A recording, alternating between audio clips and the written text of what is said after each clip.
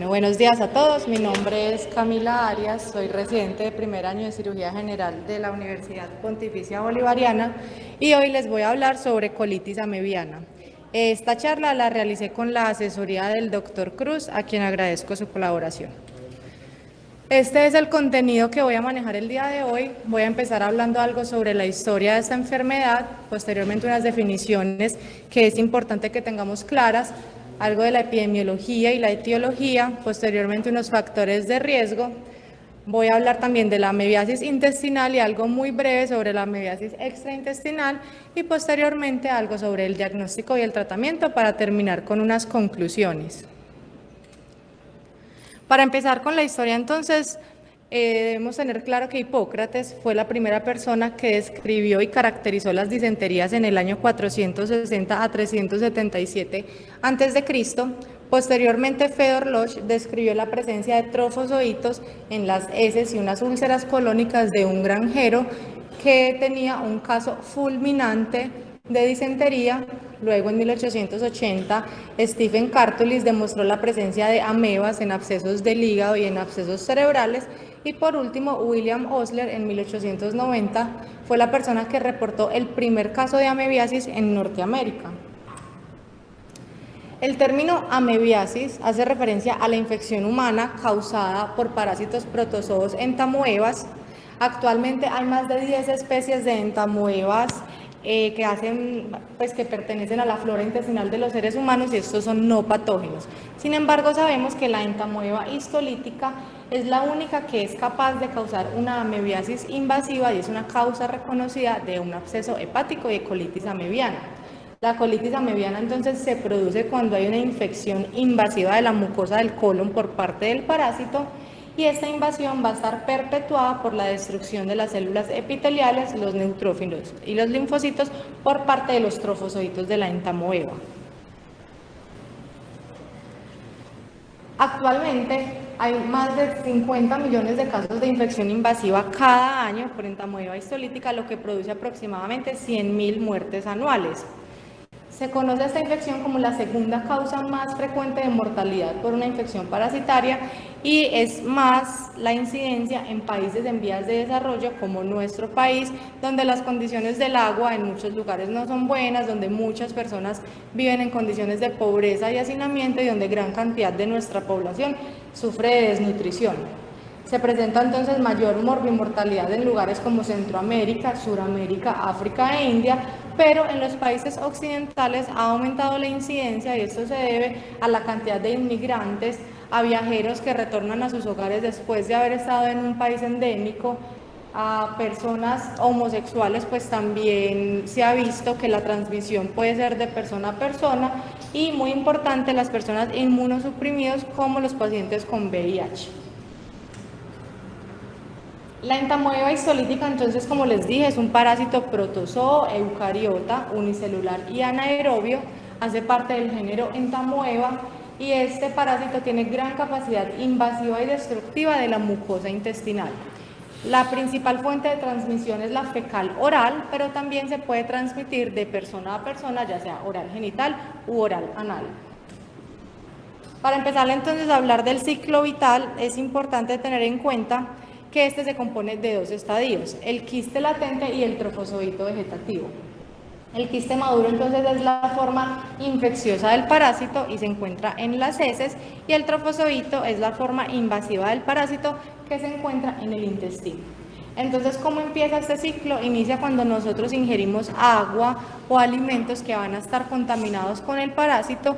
Lo que hacemos es ingerir los quistes, esos quistes maduran, pasan a través del estómago y cuando llegan a nivel del ilion terminal se exquistan, sufren un proceso de exquistación, es decir, que se convierten en esos trofozoitos que van a migrar al intestino grueso.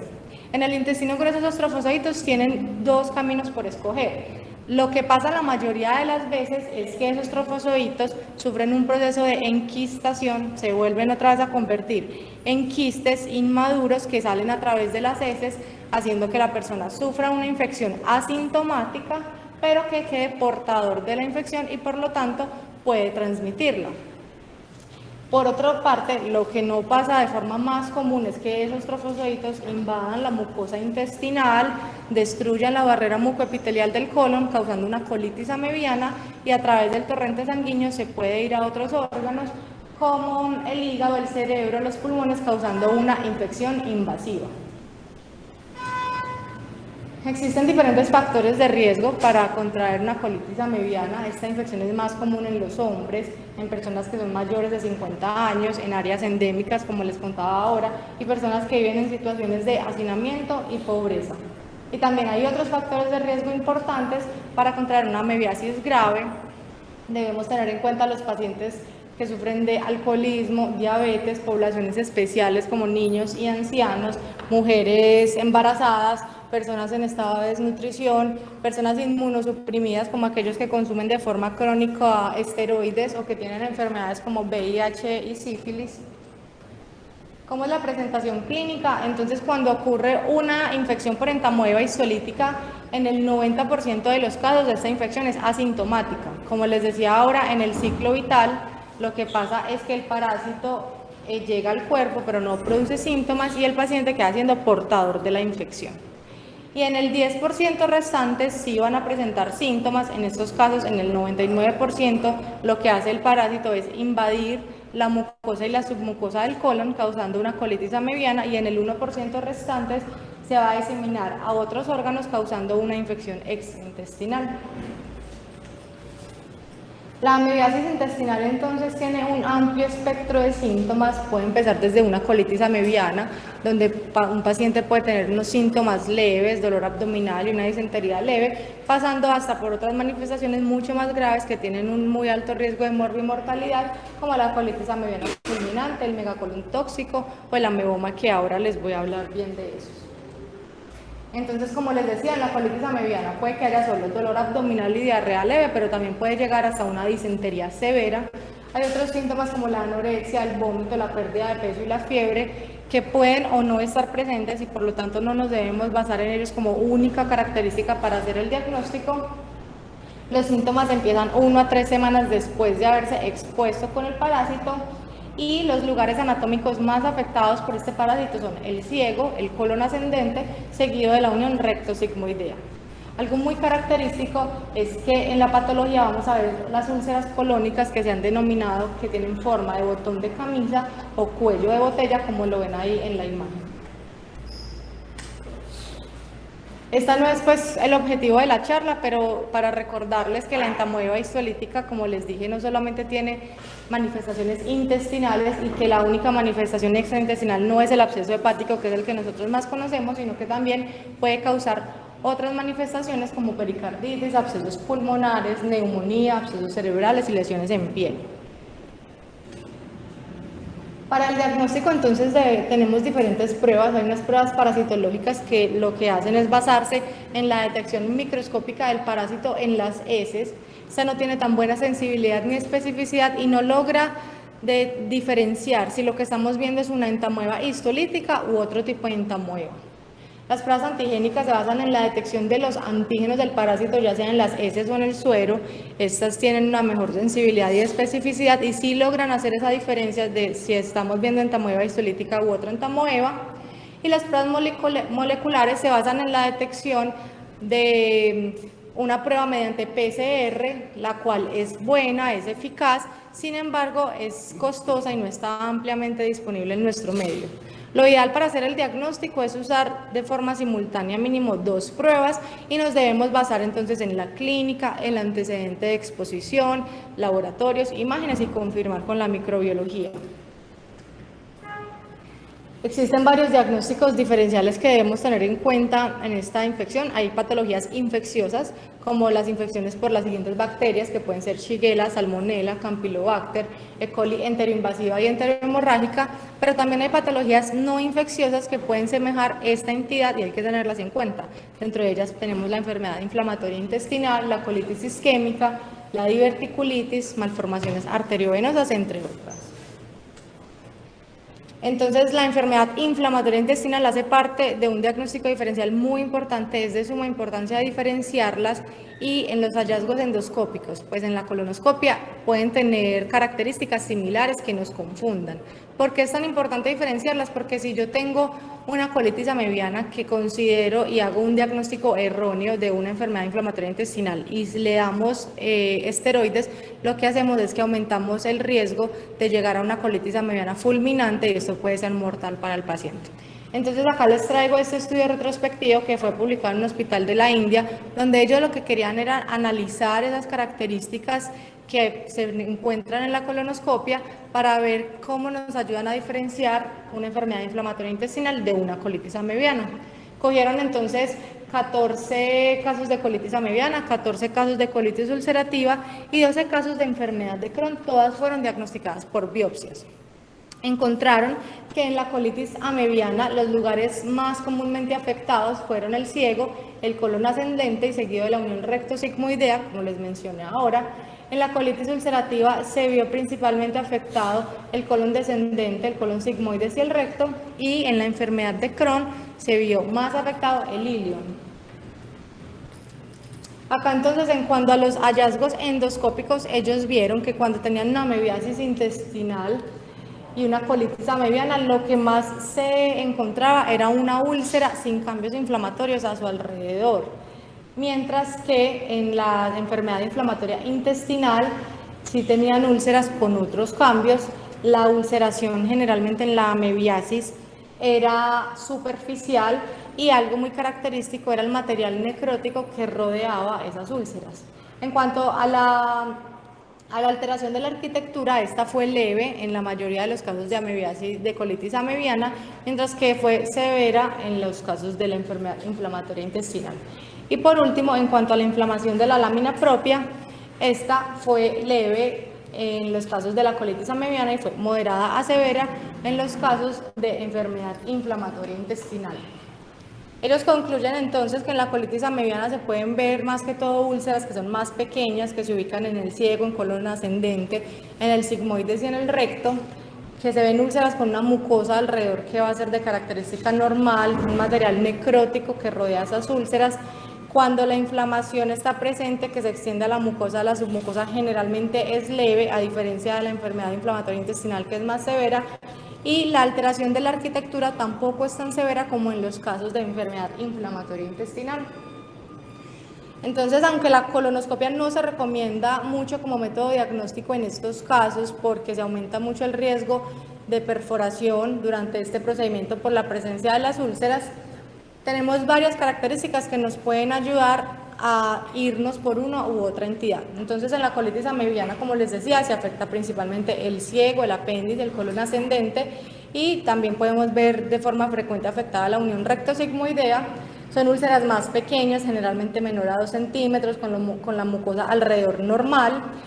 Lo más característico en estos casos es la invasión por el parásito de la mucosa y de la submucosa colónica, y se denominan como unas úlceras sucias que tienen forma de cuello de botella o botón de camisa, como les decía. En la enfermedad inflamatoria intestinal, en cambio, el compromiso pues va a depender si tenemos una enfermedad de Crohn o una colitis ulcerativa, pero generalmente son úlceras que son más grandes, con más compromiso inflamatorio y una alteración mayor de la arquitectura colónica.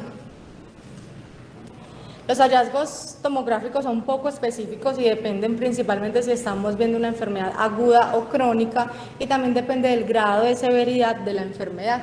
Pero podemos ver engrosamiento de la pared del colon, ya sea lesiones individuales o una pancolitis, una colitis derecha. Lo que más se ve afectado en los casos de la tomografía son el ciego y el recto.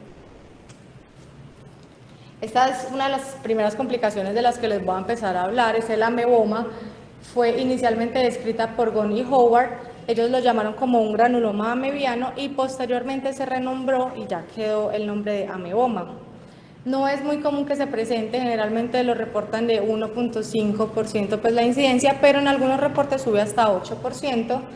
Se debe a una respuesta inflamatoria localizada con una formación de un pseudotumor de tejido de granulación en la pared colónica.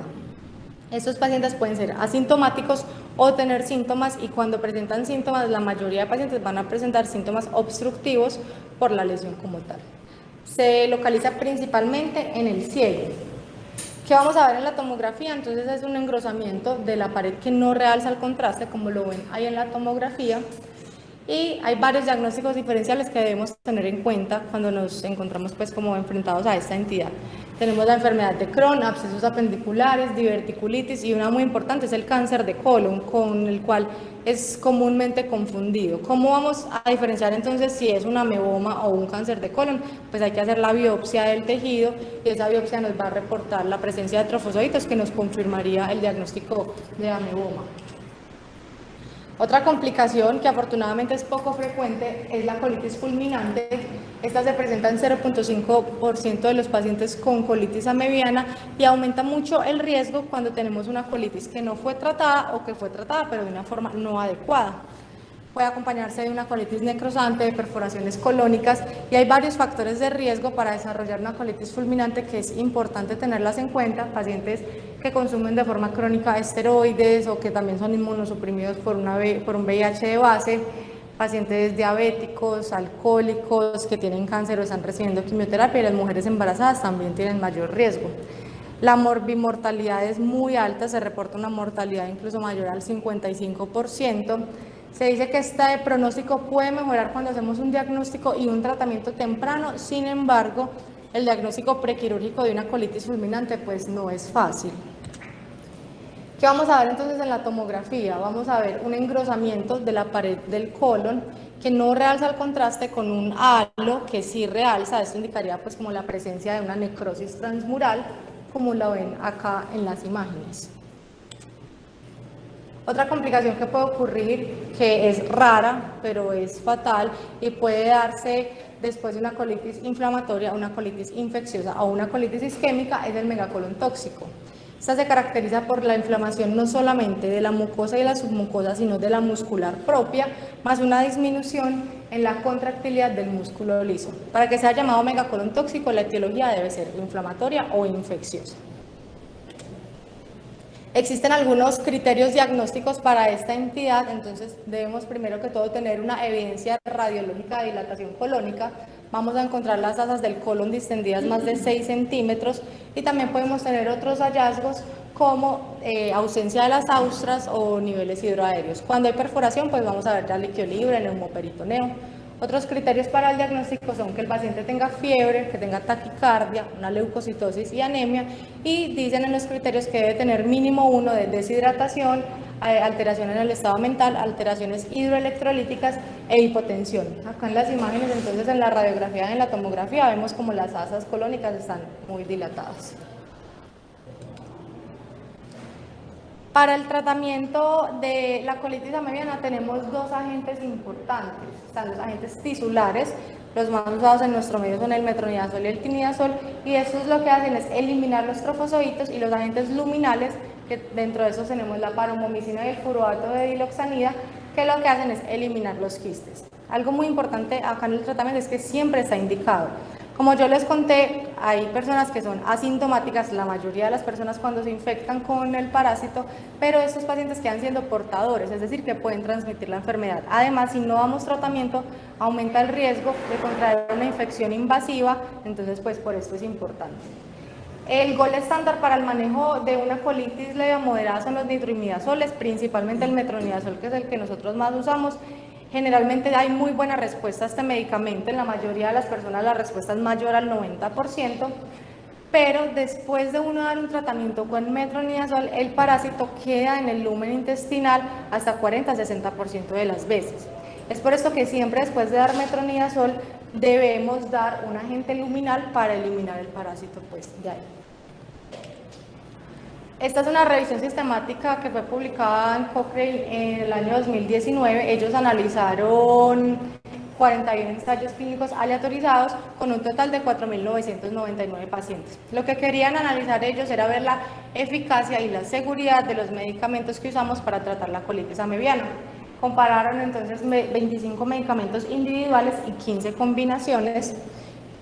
Acá en esta primera tabla podemos ver entonces que lo que estaban determinando era la eficacia clínica 15 a 60 días después de dar el tratamiento. El único resultado que fue estadísticamente significativo fue cuando se comparó con el tinidazol, que tiene una P menor a 0.05, siendo ese un resultado que favorece el tinidazol para mejoría clínica sobre el metronidazol. Pero acá, cuando estaban buscando la persistencia del parásito en el intestino 15 a 60 días después del tratamiento, aunque por ejemplo el metronidazol y el nornidazol mostraron resultados que los favorecía a ellos, o sea, que eran más eficaces para eso que el metronidazol, ninguno de esos resultados fue estadísticamente significativo y la heterogeneidad de todos esos metaanálisis que fueron analizados se considera alta, por lo cual pues no podemos interpretar muy bien el resultado. Acá, ¿qué querían ver ellos? Querían ver si la combinación de dos medicamentos era mejor que el dar monoterapia con metronidazol para erradicar las amebas del intestino, y vieron que sí es mejor, con un resultado que fue estadísticamente significativo. Entonces lo que ellos concluyen es que el tinidazol parece ser mejor para la reducción de síntomas y tiene menos efectos adversos que el metronidazol. Sin embargo, queda la duda si es más eficaz para erradicar las amebas en las heces, y que la combinación de medicamentos, como yo les decía ahora, de un agente tisular y luminal, sí es más efectivo también para erradicar las amebas. Sin embargo, pues la heterogeneidad de los metaanálisis que fueron analizados fue muy alta, entonces por lo tanto ellos concluyen que igual faltan más estudios para saber cuál sería la combinación ideal en estos casos. Para hacer entonces como una síntesis del tratamiento, tenemos que, cuando tenemos una infección sintomática, como yo les mencionaba, siempre debemos empezar con un agente tisular. El más usado en nuestro medio sería el metronidazol, y después hay que dar un agente luminal, que puede ser la paromomicina o el furoato de diloxanida. Si tenemos una infección asintomática, donde les expliqué que también está indicado el tratamiento, en estos casos se puede dar solamente con un agente luminal. Y cuando tenemos casos de colitis fulminante, de peritonitis, del megacolon tóxico, complicaciones pues como las que les mencioné, generalmente al metronidazol se le añade un antibiótico empírico. En cuanto al tratamiento de la colitis amebiana fulminante, encontré este estudio que fue publicado acá en la ciudad de Medellín, es muy viejo ya, fue publicado en el Hospital San Vicente Fundación entre los años de 1971 a julio de 1989. Ellos cogieron 50 pacientes que tenían una colitis amebiana fulminante, habían 25 hombres y 25 mujeres, y la edad media fue 53 años. ¿Qué encontraron ellos? Que los dos síntomas más frecuentemente encontrados en estos pacientes eran el dolor abdominal y la diarrea con moco y con sangre, y que habían otros síntomas como la anorexia, la fiebre, la pérdida de peso, que no eran siempre, pues que no siempre estaban presentes. Y al examen físico encontraron algo característico, y era que cuando tenían los pacientes un esfínter rectal hipotónico, esto se asoció con una colitis fulminante y alto riesgo de perforación. Cuando llevaron entonces a los pacientes a una laparotomía exploratoria, el principal hallazgo que encontraron en estos casos fueron perforaciones múltiples en el 60% de los pacientes, seguido de gangrenas en el colon, que fue el segundo hallazgo más encontrado. ¿Qué hicieron ellos? Entonces, en 22 pacientes de los que tenían, los llevaron a una colectomía total con una ileostomía y fístula mucosa, y de esos pacientes sobrevivieron 15. Ellos vieron que tuvieron una supervivencia buena basándose en los pobres resultados que habían tenido anteriormente cuando hacían procedimientos más conservadores, donde la mortalidad en ese entonces alcanzaba hasta un 82%, mientras que en este caso, donde hicieron la colectomía total, la mortalidad fue del 32%, entonces sí hubo pues una franca mejoría. Para ir entonces como terminando, ¿qué nos debe quedar claro en el tratamiento de la colitis fulminante? Que no se deben hacer medidas conservadoras. Lo ideal es hacer la resección del segmento que está comprometido con una exteriorización del intestino proximal. No se recomiendan medidas como cierre de las perforaciones ni drenaje, y tampoco se recomienda llevar a anastomosis en la primera cirugía, porque claramente va a existir mucho riesgo de fuga anastomótica, pues el intestino va a estar inflamado y friable. Entonces, alguna de las conclusiones a las que llegué pues al realizar esta charla fue que, aunque no es una enfermedad muy frecuente en el resto del mundo, nosotros que somos un país endémico siempre debemos tener en consideración este diagnóstico, Es muy importante hacer un adecuado diagnóstico y tener presente los diagnósticos diferenciales porque esto va a cambiar completamente el pronóstico y el tratamiento. Siempre, como les dije, está indicado el tratamiento, ya sea en una infección asintomática y en el caso de la colitis, sobre todo la colitis fulminante, no están indicados los manejos conservadores. Siempre es mejor ser más agresivo. Si hay que hacer una colectomía total, pues se debe hacer. No se debe hacer anastomosis tampoco en la primera cirugía ni medidas pues conservadoras en este caso. Muchas gracias a todos. No sé si tengan algún comentario.